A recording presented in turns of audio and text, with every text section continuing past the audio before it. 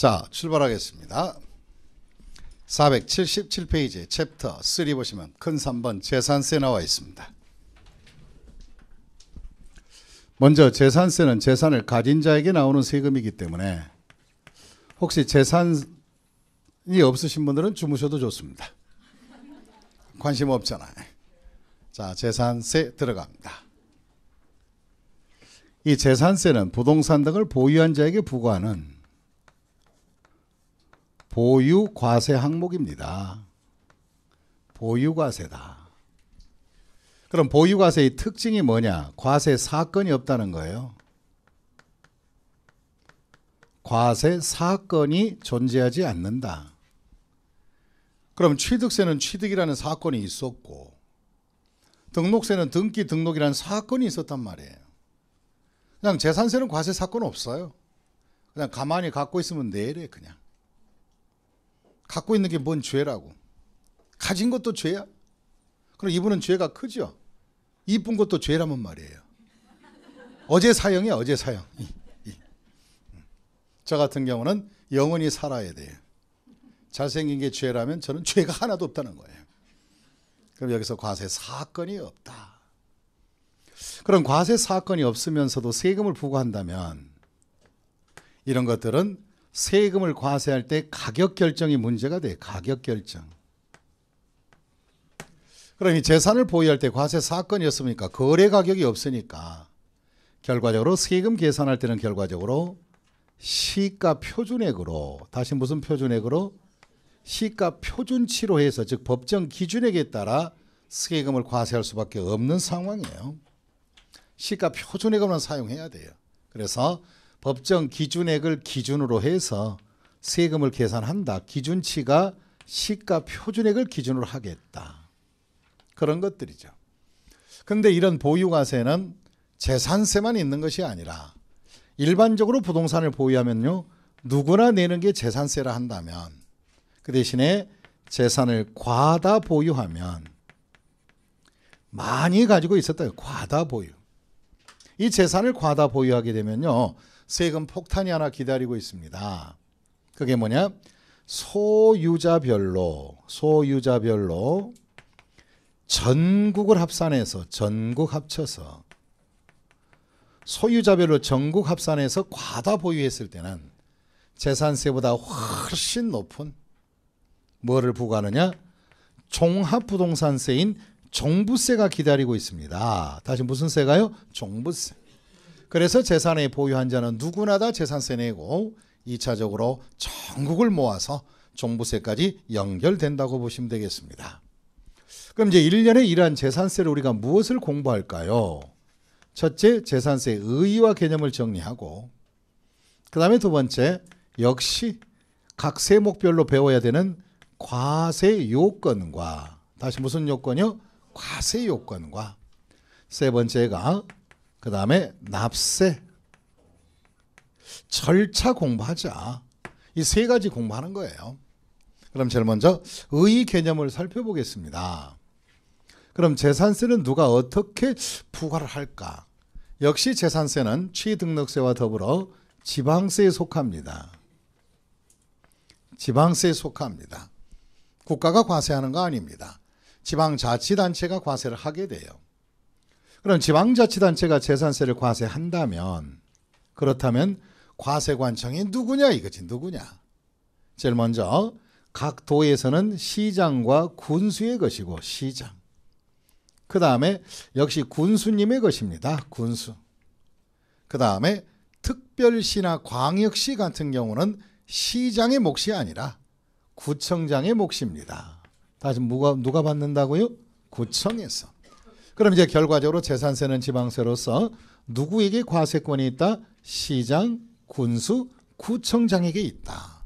물론 이제 특별자치도나 자치시는 다 그들이 가져가기 때문에 특별한 의미는 없고, 그 대신에 과세권이 확연하게 구분되어 있는 지방세로서 시장, 군수, 구청장에게 부과하는, 그들이 과세하는 시군 구세다. 이렇게 보시면 되겠습니다.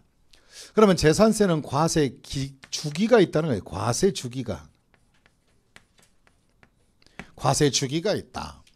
그럼 이제 재산세는 재산을 소유한 자에게 과세 주기가 있어요. 이 과세 주기를 1년 기준으로 합니다. 다시 몇 년 기준이요? 1년 기준으로 해서 한 번 받아가는 것이 계산한 것이 1년치에 1년치. 그러니까 연중에 보유과세 1년분을 부과하겠다. 그럼 이 재산은 과세 사건이 없으니까 누구에게 과세할 것인가? 가장 큰 문제가 과세 기준점이 문제가 되는 거예요. 과세 기준점이. 그래서 재산세는요. 매년 6월 1일 소유자에게 이걸 기준으로 해서요. 6월 1일 기준으로 해서 납세 의무를 이루게 하고 그 의무가 성립된 자 6월 1일 현재 소유자에게 재산세를 부과를 하게 되는 거예요. 물론 이제 돈을 걷어가는 것은 7월과 9월 달엔 받아는 가지만 기준점이 몇 월 며칠? 6월 1일 소유자다. 그러면 6월 1일 현재 소유자가 재산세 1년치를 다 낸다 생각하면 돼요. 그럼 재산세 내기 싫으신 분은요. 6월 1일 소유권만 피하면 돼요. 그럼 뭐 5월 말에 팔고 내년에 가서 5월 말에 또 팔고 사서 또 팔고 해서 6월 1일 날짜만 피하면 재산세는 한 번도 안 낼 수가 있어요. 그래서 기준일이 6월 1일 날짜이다. 그리고 이 재산세는 과세에 대한 금액의 측정을 시가 표준액이 되는 것이므로 무슨 표준액?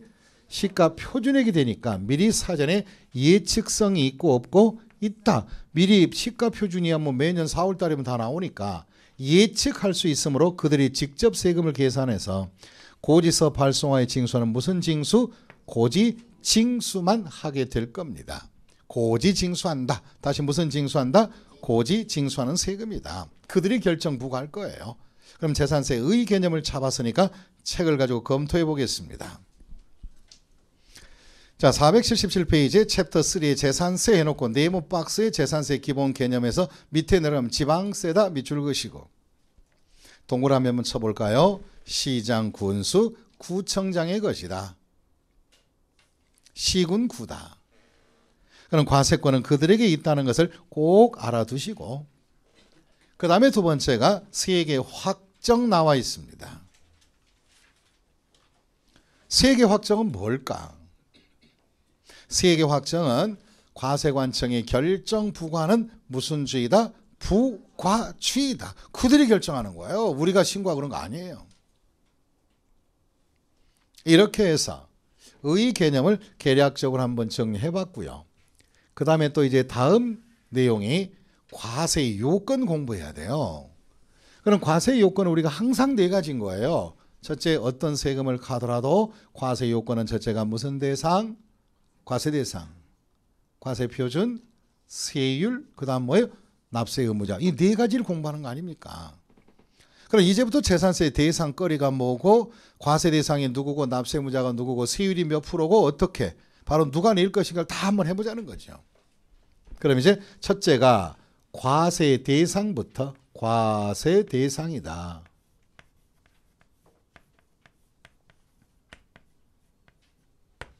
그럼 재산세는 어떤 것이 과세 대상입니까? 그것을 또 잘 검토해야 됩니다. 그럼 이제 여기를 잘 보시고요. 과세 대상이란 과세관청에서 과세 대장에 무슨 장에? 과세 대장. 과세 대장이 뭐냐고요? 재산세 매기려고 그들이 각 지역마다 내부적으로 작성하는 조세 세금에 관한 문서예요. 그걸 과세 대장이라 그래요. 그럼 정리해 봅시다. 다시 한번. 우리가 건축과에서 내부적으로 보존한 문서가 건축물 대장. 들어보셨죠? 지적과에서 기록 보존하는 지적 대장. 지적 대장 안에는 토지 대장, 임야 대장 이런 게 있다고요. 근데 조세인 담당 부서인 재산세과에서 기록 보존한 내부 문서가 관할구역 안에 세금 부과 목적으로 작성하는 장부. 이것을 우리 과세 대장이라고 그래요. 다시 무슨 대장? 과세 대장. 그럼 이 과세 대장은 바로 복사본이 바로 돌아다닐 수 있어요? 없어요? 없어요. 건축물 대장하고 성격은 다른 거예요. 이건 순수한 과세 목적으로 내부 보관 문서인 과세 대장이 있다는 겁니다. 그럼 이제 과세 대장에다가요. 관할구역 안에 재산을 올려놓고 올린다는 것은 등재하였다. 올려서 그 과세 대장에 등재된 재산을 가지고 재산세 부과한다. 그렇게 보시면 돼요. 그러면 과세 대장이라는 장부를 작성하겠다는 거예요. 장부. 그래서 우리가 어떨 때 시험 보면은 이런 것이 튀어나오면 우리는 정신을 못 차려요. 재산세는 대장세다. 그럼 맞나요? 과세 대장을 기록 비치한 대장 중심으로 과세는 대장세다. 맞아요? 안 맞아요? 지금 얘기했잖아요. 대장에 등재한다고. 그 대장 중심으로 하는 대장 중심의 세금이라고. 대장세 왜 틀려? 맞잖아요. 여러분들 지금 저한테 얘기 안 들었으면 시험에 나오면 다 틀려버렸겠네. 그럼 취득세도 과세 대장에 등재하여 과세는 대장세다. 그러면 맞고 틀리고. 틀리지. 취득세는 어떻게 누가 취득할 걸 예측을 해서 적어 거기다? 그럴 수는 없는 거고. 그래서 미리 사전에 예측하는 세금들은, 고지징수가 원칙이 예측성을 갖는 세금들은 다 대장 중심으로 부과를 하게 돼요. 그러면 자동차세도 예측할 수 있고 없고 시시로 매기니까, 그럼 자동차세 과세 대장이 있을까 없을까? 있습니다. 그렇게. 그래서 이런 보유과세든 대체적으로 대장을 작성하여 대장 중심으로 세금을 부과하고 있다. 그래서 대장 중심의 세금이다라고 얘기도 하게 됩니다. 그럼 이때 이제 과세 대장의 등재에 대한 기준일, 등재일이 언제냐? 등재 기준일. 그럼 과세 대장에 등재한 날짜가 언제냐? 그 기준점이 있다는 거예요. 기간 등재가 아니라 기준 시점으로 등재하는 거예요. 그래서 과세 대장의 등재 기준일은 매년 몇 월 며칠로 6월 1일자로 등재를 하게 돼요. 그럼 만약에 내가 건물을 지었는데 6월 2일 날 건물이 완성이 됐다면, 사용 승인을 6월 2일자에 받았다면 1일자까지는 존재했어요, 안 했어요? 그럼 올해 대장에는 들어가 안 들어가? 안 들어가고 내년부터 재산세가 나와요. 이해하셨습니까?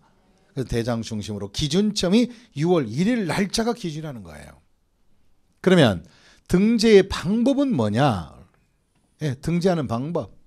등재하는 기준점은 이거고요. 등재 방식은 반드시 모든 세금이 그러하듯이 사실 현황으로 등재하라. 다시 무슨 현황으로? 사실 현황. 이거 30회 시험에 나왔던 거예요. 어떻게 나왔냐고요? 재산세, 과세 대상 등의 판단은 사실 현황과 공부상이 다를 때는 무슨 현황에 따르라? 사실 현황에 쫓아가라 이거예요. 그래서 실질의 내용에 따라 재산세, 과세 대장을 등재합니다.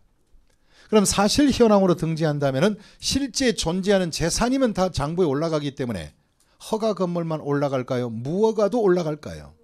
무허가도 재산세는 내야 돼, 안 내야 돼? 내야 돼. 과세, 그게 바로 실질 사실과세 현상이라서 그래요.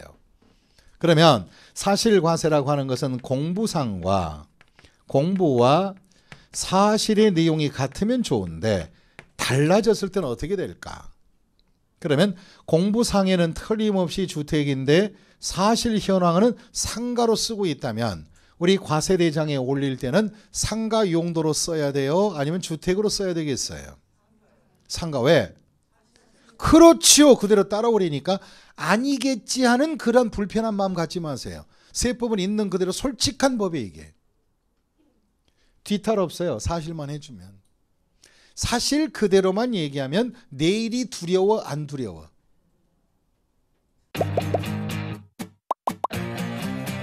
에듀윌 유료 회원만의 특별한 서비스.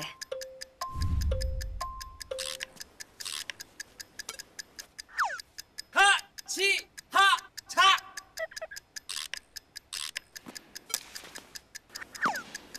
하치하차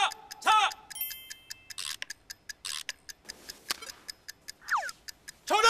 같이 하자 친구야. 에듀윌 유료 회원.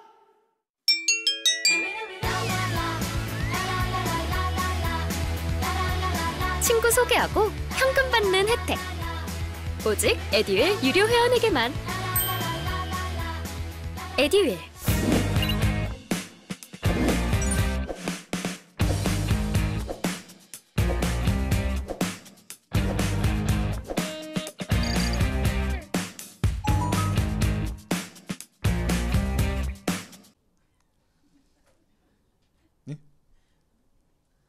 아니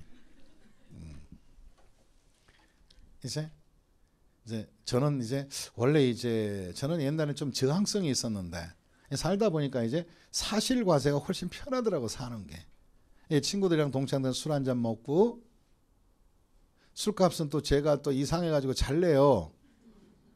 그렇게 하다 보니까 저희 와이프가 자주 그러지 말라 얘기하겠지.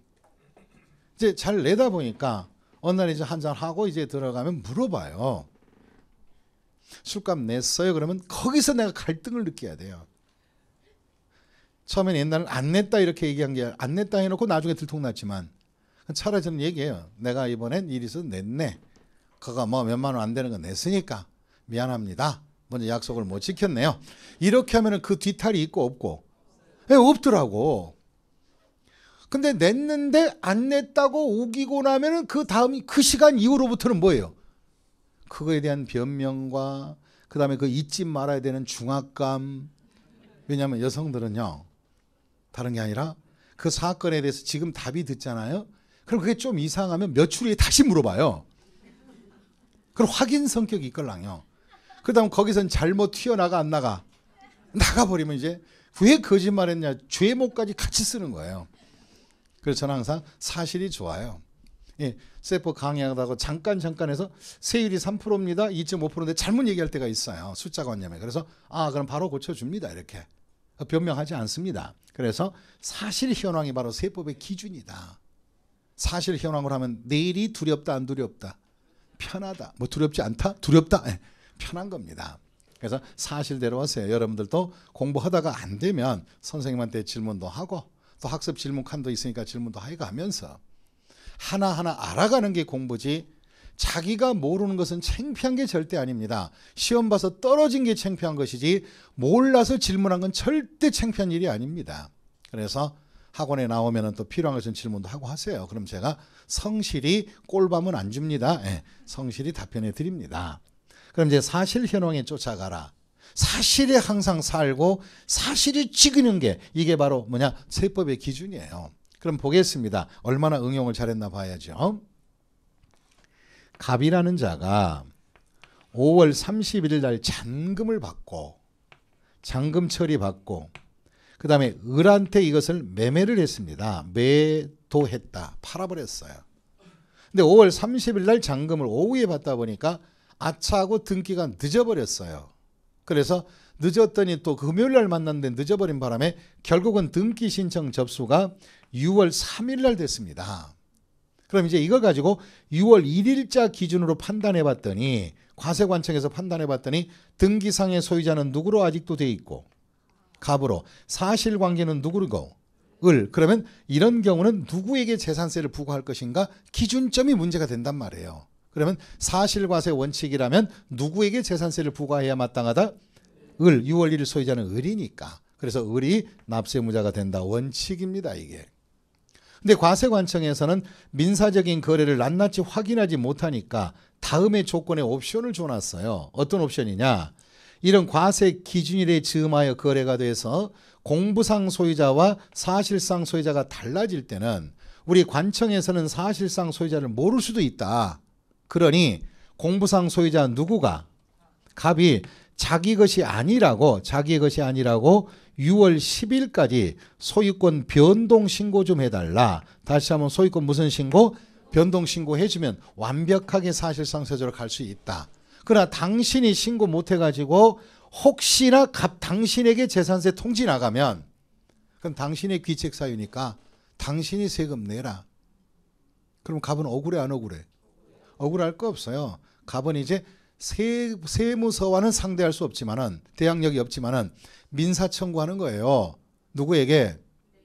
을에게 네가 낼 것을 등기상이 늦어서 어쩔 수 없이 내가 냈으니까 재산세 내놓은 거 달라 하면 을은 놀래 안 놀래?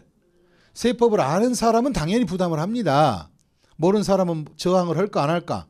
내가 왜 등기는 네 거였잖아 뭐 이렇게 해버리면 아니다.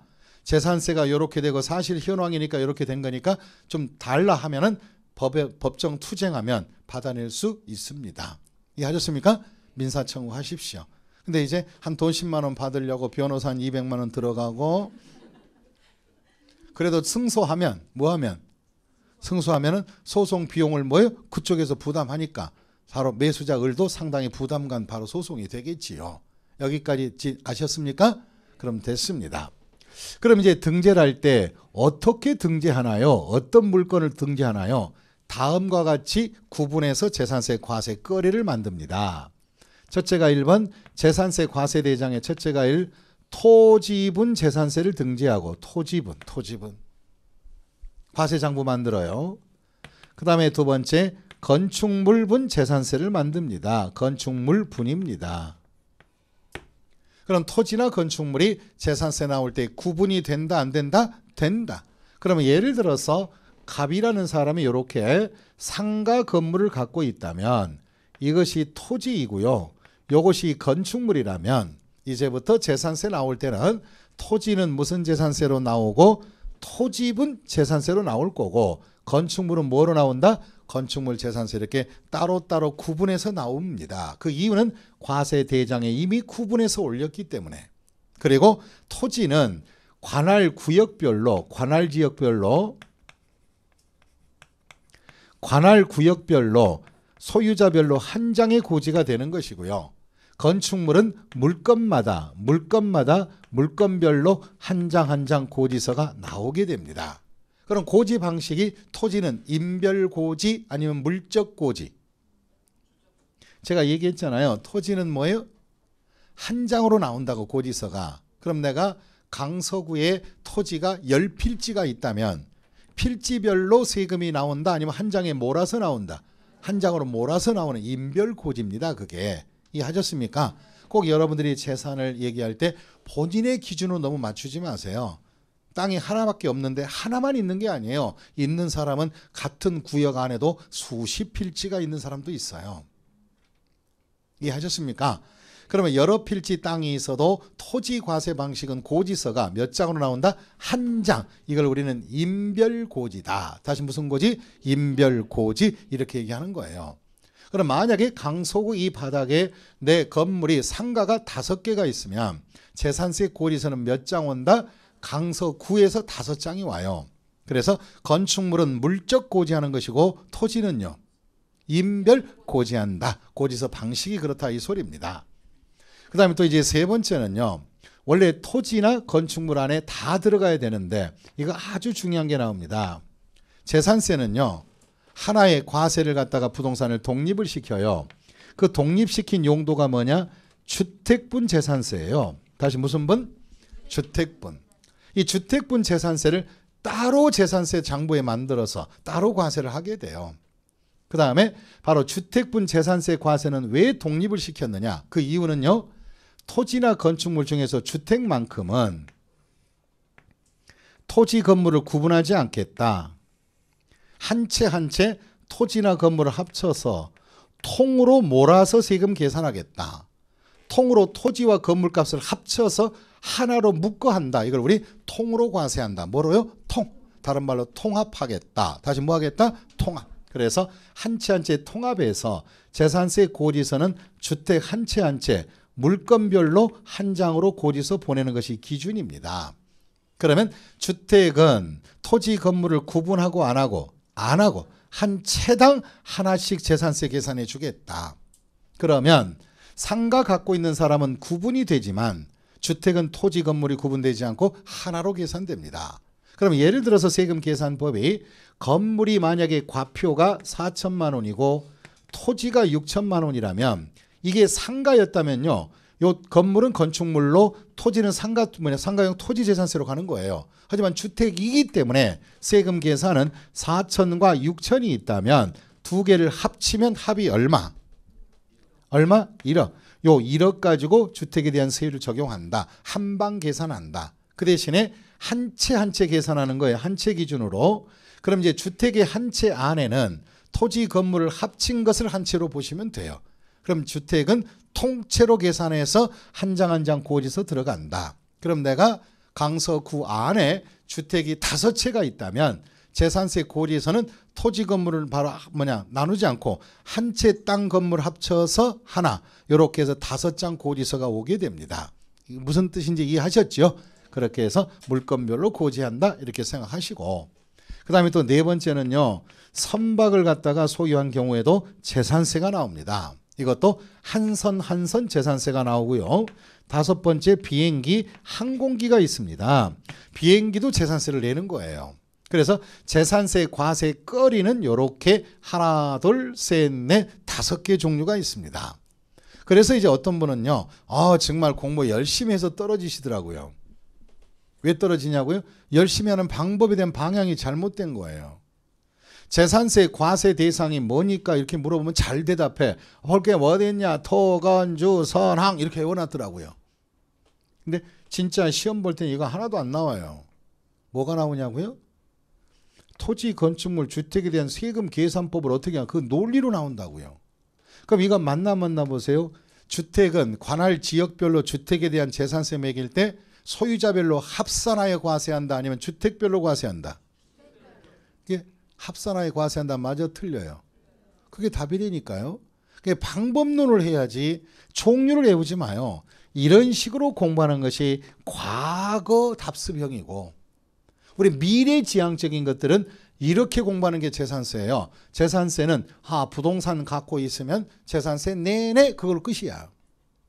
선박 항공기 쪽을 신경 쓰지 말고 그 대신에 주택은 한 채 한 채 내는데 토지 건물 합치고 나머지 일반 상가는 토지 건물 따로따로 해서 재산세 나오는데 토지는 구역별로 인별로 한 장으로 나오네. 이런 것들이 하나의 세금에 대한 바로 세법을 공부 잘하는 방법이에요. 그럼 이제부터 토지, 건축물, 주택에 대한 세금 계산이 어떻게 되고 있는지 이제 토지분부터 한번 잡아봐야 돼요. 그럼 제가 물어볼게요. 여러분들이 이제 지적법도 이제 한 거의 4주차 배워올 텐데 지적법상의 지목은 28개 지목이 맞죠? 28개. 하나 늘었나? 28개 맞지요? 그럼 토지 용도는 몇 개다? 수만 가지죠. 그걸 딱딱 비슷한 것만 묶어서 지목으로 만들어 놨잖아요. 그럼 이제 지목이다 이런 것들은 바로 지적법에서 따지는 것이고 우리 재산세에서는요. 토지를 어떻게 쓰느냐 용도에 따라 구분해 쓰임새. 그럼 토지의 용도는 수만 가지가 있다는 거예요. 종류가. 그러니 용도를 딱 따져봐요. 그래서 용도를 따져서 재산세를 부과하는데 용도를 따지면서 토지분 재산세를 갖다가 과세대장을 작성할 때는 용도로 딱 구분해 가지고 이렇게 과세대장을 작성하는 거예요. 만약에 갑의 땅이다. 갑의 토지가 있다.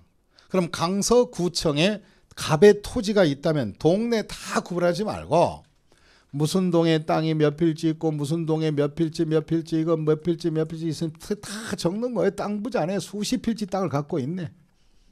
그럼 제일 먼저 이러한 땅을 다 한 장부에 다 올려서 한 장부에 올려서 어떻게 하는 것인가?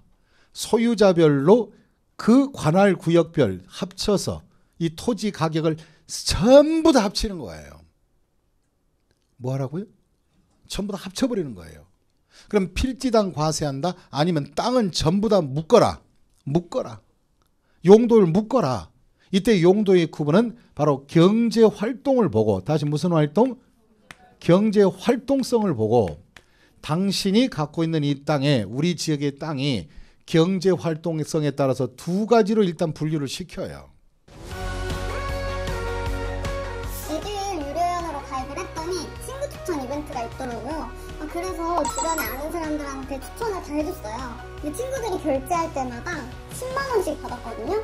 그래서 한 지금까지 받은 게 200만 원 가까이 되는 것 같아요. 당신이 우리 동네 땅을 갖고 있는데 우리 구청의 땅을 갖고 있는데 경제활동의 첫째가 1. 안 쓰는 땅이다. 노. 그냥 방치한 가장 대표적인 대지를 건물을 진치하고 그냥 방치하고 나대지로 방치한 거예요. 농지도 농사 진치하고 방치해버린 거예요.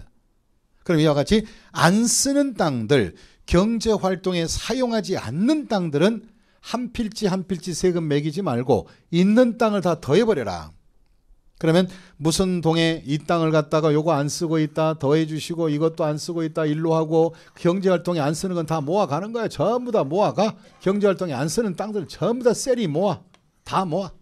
그러면 경제활동에 안 쓰는 땅들은 한 보따리에 다 모아서 세금 매기겠다는 거예요. 필지별이다 아니면 인별 합산한다. 인별로 합치겠다. 남의 땅 더하지 말고 소유자 것만 기준으로 갑이면 갑 것만. 그래서 경제활동에 안 쓰는 땅들은 몽땅 더해가지고 모두 더한다. 여러분들 공인중개사 공부 시작하면서 지금 이제 여러분들은 1차 단과만 해요? 1, 2차 종합으로 해요? 그럼 종합은 모두 한다는 거예요? 일부만 한다는 거예요? 그럼 안 쓰는 땅을 모두 합친다는 건 뭐예요?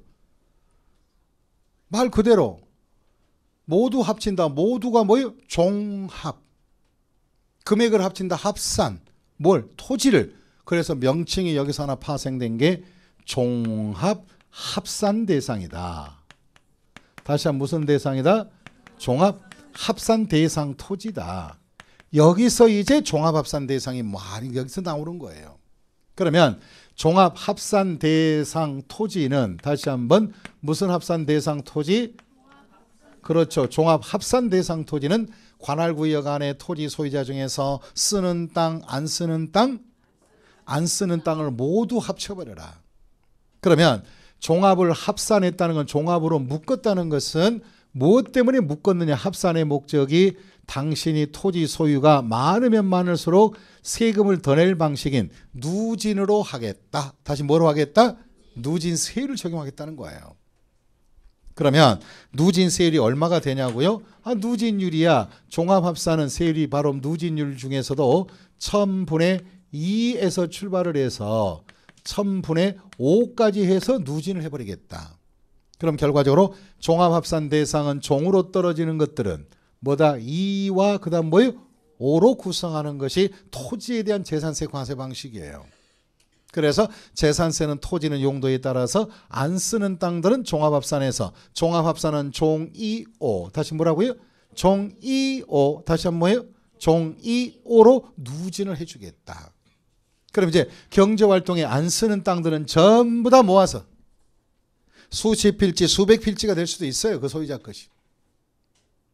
그 다음에 두 번째는 그럼 이제 경제활동에 안 쓰는 땅들이 종합이라면 그 다음 번 뭘까요?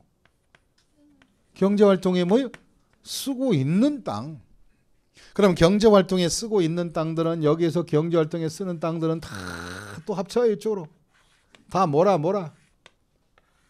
근데 합치다 보면 힘들어 안 힘들어 이 아들? 힘들 거 없어요. 전산 처리 다 하니까. 구분할 때 힘들지 구분해서 입력만 시켜놓으면 강서구청장에 입력을 딱 시켜놓으면 2초 후면 몇 초 후면 합산 대상이 쫙 다 소유자별 떨어져요. 그러니까 큰 거 신경 쓸 거 없어요. 그분 고생하겠다 생각하지 말고 우리나 고생하자고. 예스. 그럼 경제활동에 쓰는 것들은 종합에 놔둬야 돼요. 따로 구분해야 돼요. 따로 구분해 합산하라. 그러면 나누어서 따로 합산하라. 나눌 별자를 쓰는 거예요. 별도 합산하라. 다시 무슨 합산하라? 별도 합산하라. 그래서 이것이 별도 합산 대상 토지가 되는 겁니다. 그럼 이제 토지의 이용이 보유 목적이 종합 합산에 비하여 별도 합산 대상은 경제활동에 사용하고 있다 안 사용하고 있다? 사용하고 있으니까 세대상 혜택은 줘야 돼 안 줘야 돼? 줘야지. 얘보다는 뭐요? 낮춰줘야지. 그래서 세율 자체가 얘는 1000분의 2에서 출발해서 1000분의 몇 가지? 4까지 해서 별도 합산은 2와 4로 마감을 하게 됩니다. 그럼 별도 합산 대상은 결과적으로 별도 합산 대상은 별은 2와 4수로 돼 있죠. 이렇게 해서 어차피 합산했으니까 얘도 역시 누진 과세를 받게 됩니다. 그러면 결과적으로 누진세를 적용하니까 별도 합산 대상은 다시 무슨 합산 대상은 별도 합산 대상은 2에서 4시다. 그래서 별이네 하세요. 다시 뭐예요? 이게 뭐예요? 별이네. 별이 넷. 다시 한번 암기법을 가르쳐줘도 아무 생각이 없고 별도 합산은 뭐다? 별이네 누진이다. 누진율이다. 그래서 종합보다는 약간 누진이 낮다 높다? 낮게 간다. 그러면 종합에 가느니 차라리 뭘로 가는 게? 별도 쪽으로 가는 게 경제활동의 수익성도 있고 세금도 적고 그러겠지요. 그 다음 재산세에서는 종합합산과 별도합산이 세율의 차이가 뭐예요? 별로 없지만 나중에 이 종합과 별도는 전국을 다시 더해서, 이건 강서구만 더하는 것이 아니라 전국을 더해서 기준이 넘어가면은 종부세를 내게 돼요. 종부세를 낼 때는 별도하고 종합이 천지 차이라는 것을 알아두셔야 돼요. 재산세는 경미한 차이예요. 보시겠습니다. 그럼 이제 별도 합산은 결과적으로 경제활동에 사용하는 거니까, 경제활동에 사용을 하고 있으니까 결과적으로 바로 한마디로 별도로 해서 경제활동에 쓰고 있는 거니까 이사로 해줬다는 얘기예요. 별인에 해줬다는 거예요. 그런데 이제 경제활동에 쓰고 있다는 것은 그것이 뭐가 있을까? 그럼 자 보세요. 이 건물의 구조물도 바로 대지에다가 빌딩 지어놨습니다. 그럼 이 땅은 경제활동에 쓰고 있어요? 안 쓰고 있어요? 임대도 경제활동 아니겠어요? 그렇잖아요? 네. 그 다음에 모든 영업용 토지나 사업용으로 쓰는 토지가 경제활동에 사용하고 있는 토지예요. 그럼 다시 아까 얘기했던 거, 우리 외곽에 가면 큰 바로 임야 같은 데다가 장례업을 하는 묘지 공원 같은 데 있어요, 없어요? 그것도 사용하고 있는 거예요, 안 하는 거예요? 사용하고 있잖아요. 그게 귀신관리사업이라고. 이게 다 묘지용 토지로 임대료 받고 하는 것도 다 사업용으로 쓰는 거야. 버스 종점 가도 사업용이고, 길거리 가다 보면 맨 땅인데도 주차 영업용으로 승인이나 허가 받은 것들 전부 다 바로 다 사업용으로 쓰는 땅들이라고. 그래서 사업용으로 쓰는 땅들은 다 별도로 가야 되는데 여기서 이제 태클이 걸렸습니다. 생각해 보세요. 3,000평 정도의 대지 갖고 있는 사람이 빌딩 지어서 사용했을 때 경제활동의 이 가성비하고 농지 3,000평 가졌을 때 농사 짓는 사람의 토지 경제활동에 썼을 때 이 가성비는 차이가 클까요, 안 클까요? 크지요. 그래서 같은 사업용일지라도 사용하더라도 특정 용도는, 사업용 중에서 특별한 용도는 사회적 지원이 필요하지 않냐.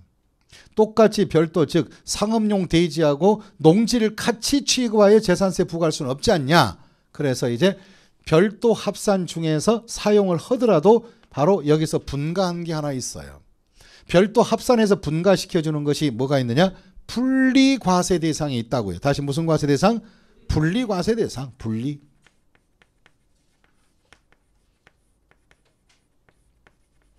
분리과세 대상이 있다. 여기서 분리는 어디에서 빠져나온 거예요? 별도 합산 대상 사업용으로 쓰는 땅 중에서 분리과세해 줄 것이 있다. 이 분리과세는 첫째가 국가에서 지원해야 된다. 이런 땅들은 사양사업이니까. 그래서 분리과세 대상은 국가 지원 목적으로, 분리라고 하는 것은 비례세율을 적용하는 것이지 누진 적용하지 않습니다. 그냥 딱딱 몇 프로만 딱딱 받고 끝나는 거예요.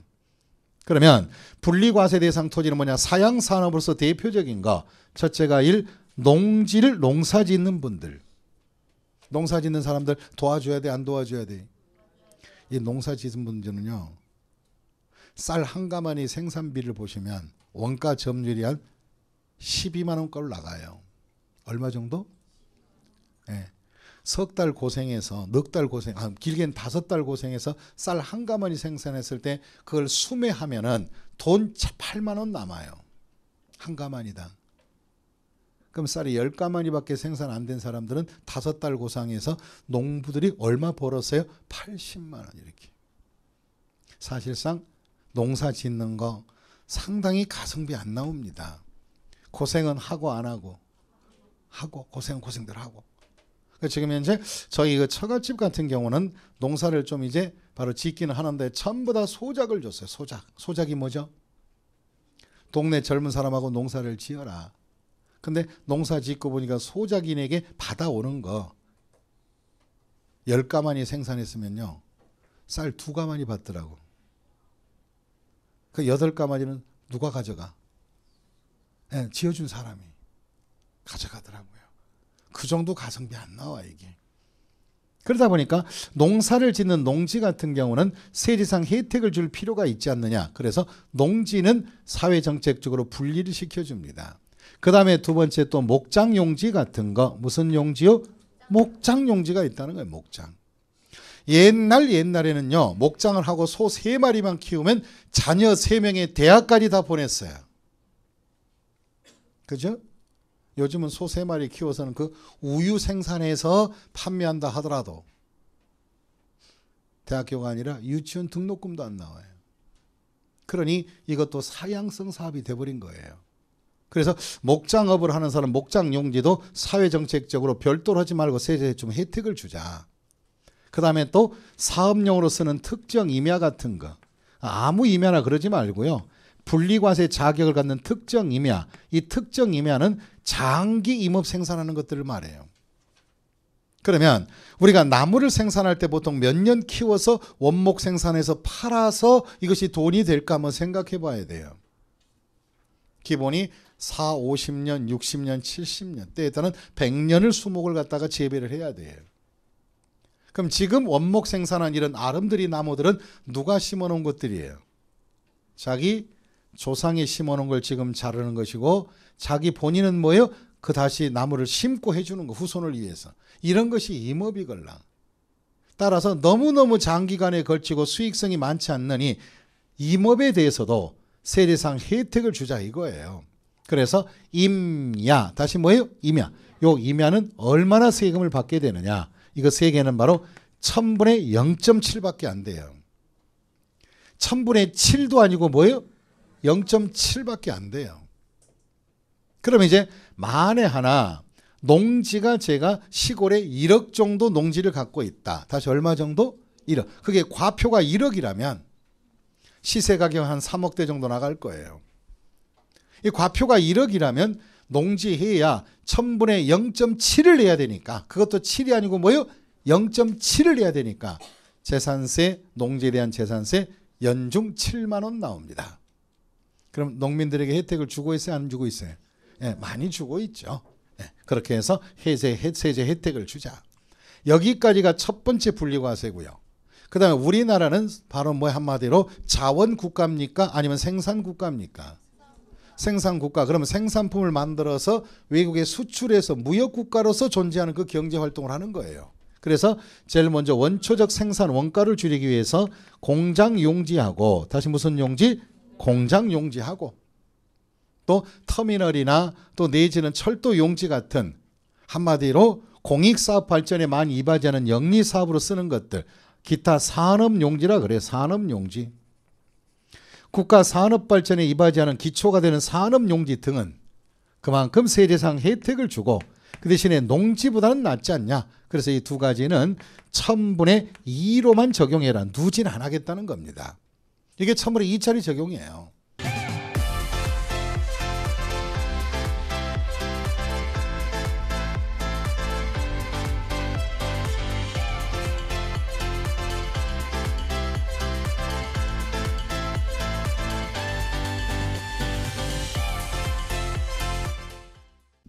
그럼 이제 철도 용지 같은 거, 무슨 용지요?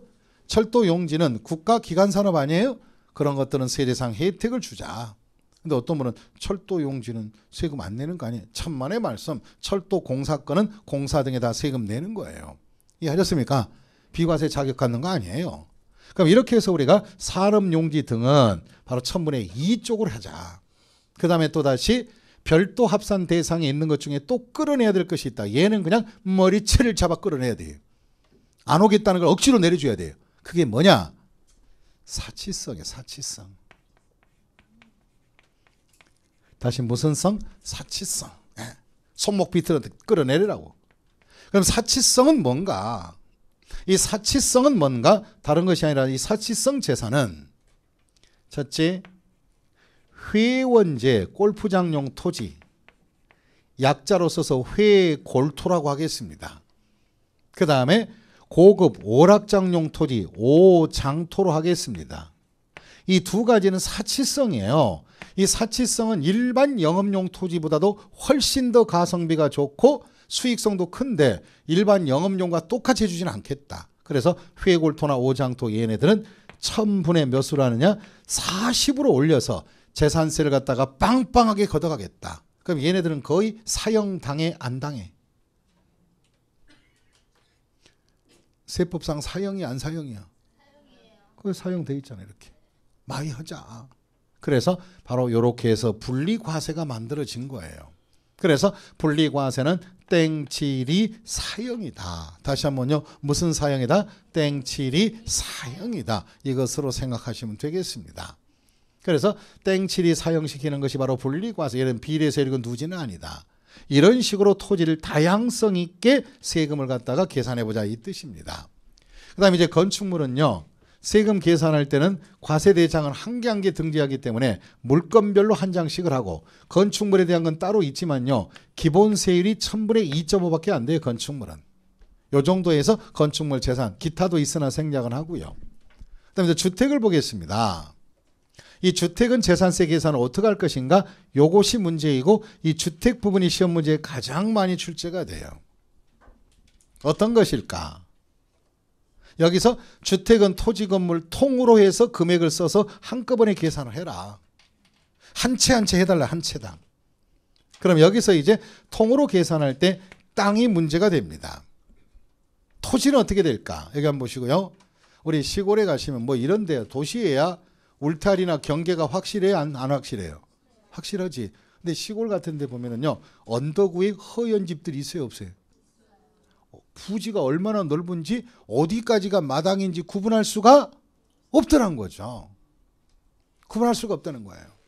그래서 이렇게 경계가 이 토지 경계가 불분명히 있을 때는 어디까지를 주거용 토지로 할 것인가 그것이 문제가 돼요. 그럼 주택에 대한 토지가요. 경계가 불분명할 때는요. 주택의 건물에 1층 바닥 면적이 있어요? 없어요? 1층 정착만.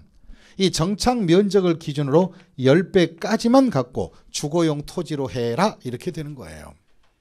근데 또 문제는요. 주택은 좋다 그러면 그럼 주택은 그러면 세율은 얼마나 됩니까?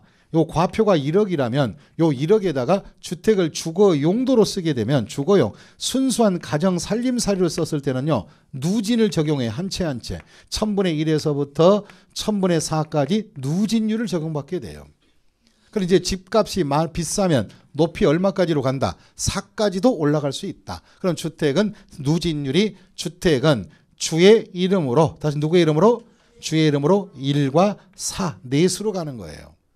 그래서 제가 이제 나중에 이제 가면 이제 이걸 가르쳐 줘요. 한 심화반쯤 가게 되면 주택에 대한 세율은 주길래 누진이죠? 이렇게 얘기한다고. 다시 무슨 내? 주길래. 주택은 1넷. 다시 뭐라고요? 주길래. 다시 한번 주택은 주길래 살릴래예요. 주길래 누진하라. 주기네 이렇게. 주택은 바로 1과 4로 누진받게 됩니다. 그 다음에 또 주택을 갖다가 쉴 데 없이 별장으로 사용하게 되면 다시 뭐로 쓴다고요? 별장. 이 별장으로 쓰게 되면 얘는요 누진도 아니에요. 한 방에 보내십니다. 한 방에 1000분의 40으로 보낼 거예요. 그래서 별장은 사도 취득세가 세지고 보유해도 재산세가 많아지고 안 많아지고? 많아지고 그래도 그냥 많은 게 아니라 아주 많아진다 이거예요. 그래서 별장은 다시 뭐는요?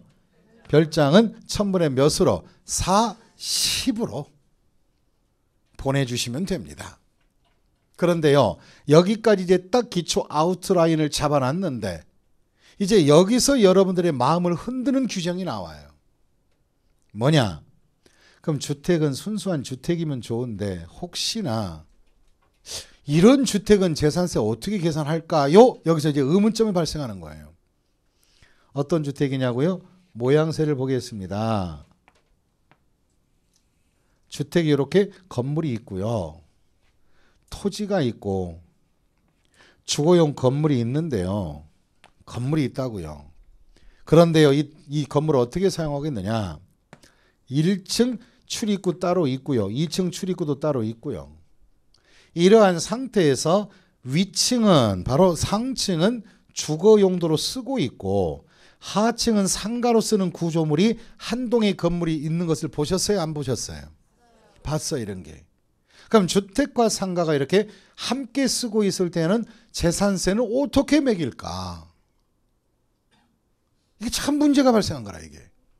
그러면 갑소유 이 건물이 갑소유 건물이 주택과 상가가 함께 있을 때, 다시 뭐와 뭐가 함께 있을 때, 주택과 상가가 함께 있을 때 갑에게 재산세를 어떻게 계산해서 보낼까? 이게 문제라고요. 그럼 자 보세요. 이런 경우의 형태라면 주택과 상가를 섞어 쓰고 있어요? 구분 사용하고 있어요? 공간으로 들어가요. 들어가. 외부 벽을 보지 말고 안으로 들어가면 주거와 상가를 구분해 쓰고 있어요? 안 구분해 쓰고 있어요? 그럼 이 구분해 쓴다는 것을 우리는 뭐냐? 동 단위로 쓰고 있다 그래서 동이라고 그래요. 동, 구분할 동. 다른 말로 따로 동 또는 다른 말로 나눌 동. 나눌 동자 이 동자가 한자로. 그럼 나누어 쓰고 있다면은 이 재산세를 매길 때 어떻게 매기느냐? 구분돼 있으니까 뭐가 돼 있으니까?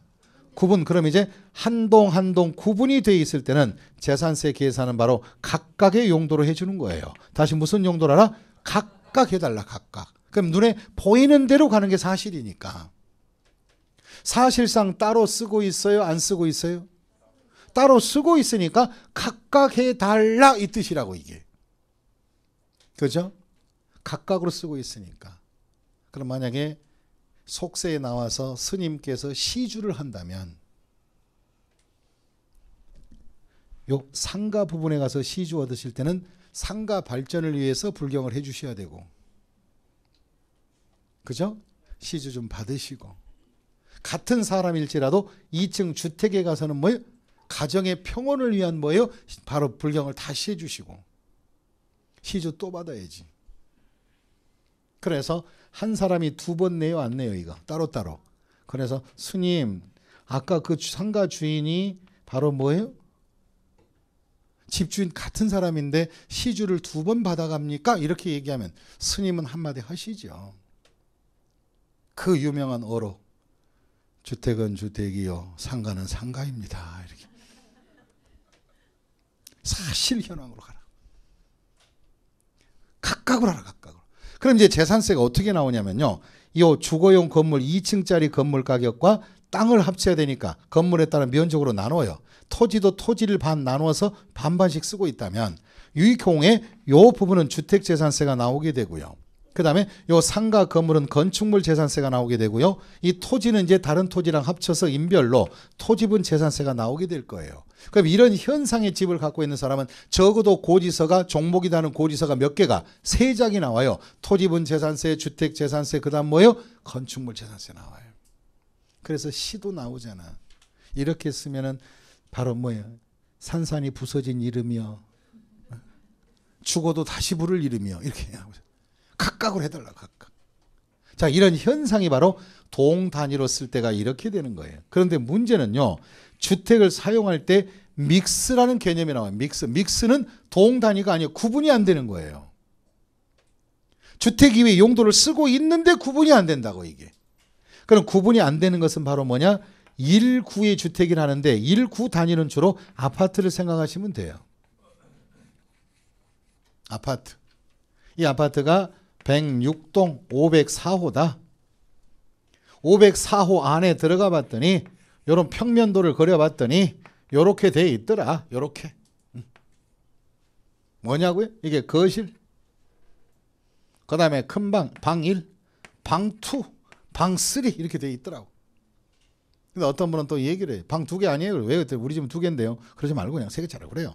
항상 너무 본인 기준 하지 말고 대중성으로 가자고. 그럼 저희 집 같은 거 하나만 그려야지. 보시겠습니다. 그런데 이제 이 사람의 소유자가 106동 504호 소유자가 바로 이 3번째 방에다가 바로 어린이집을 등록했어요. 다시 무슨 집? 어린이집을 등록을 해서 사무실로 쓰고 있단 말이에요. 방 하나를.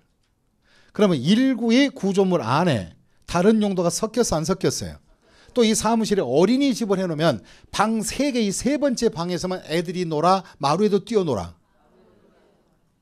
또 1번 방, 안방, 건너방, 기 들어가, 안 들어가? 장롱 열어, 안 열어? 열고 그 안에 들어가 숨어, 안 숨어? 거기 있으면서 애들한테 얘기하지. 나 찾아봐라. 거기 있는 건 아는데도 나 찾아보라는 거예요.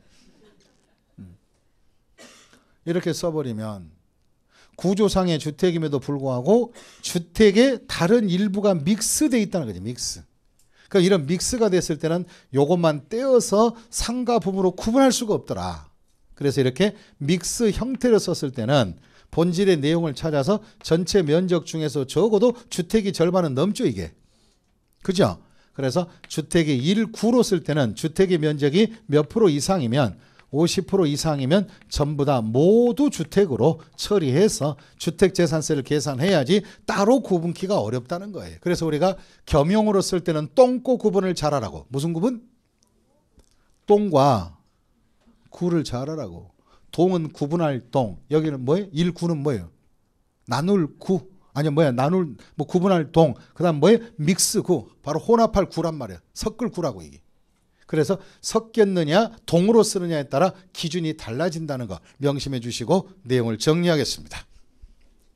478페이지. 토지.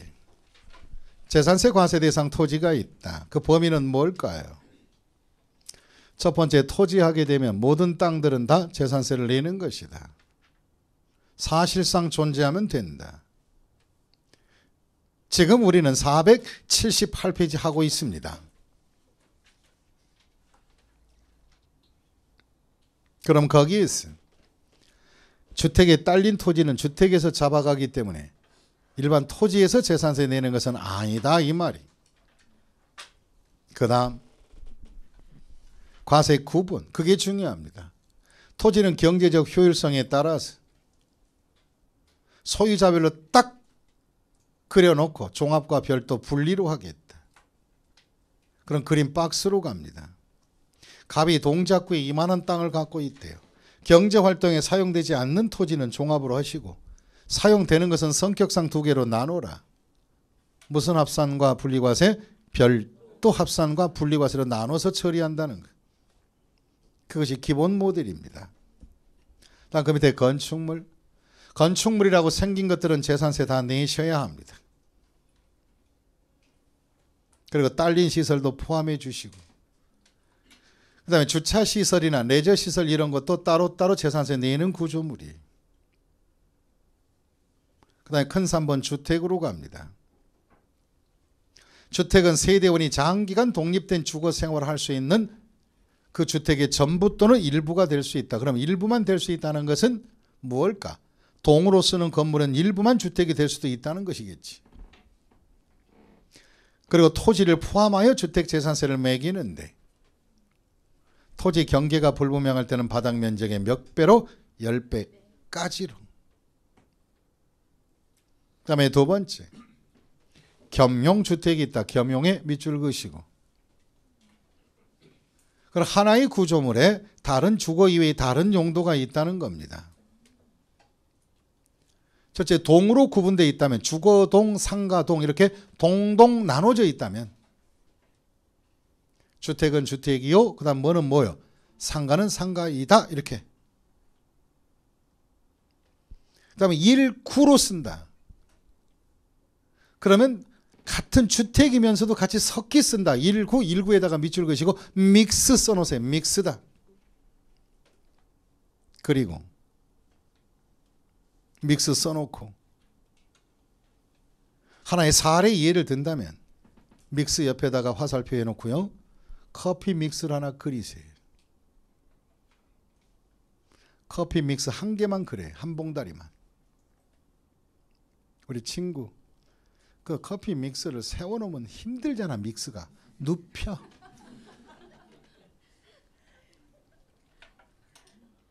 잘 그렸어요. 아 그래.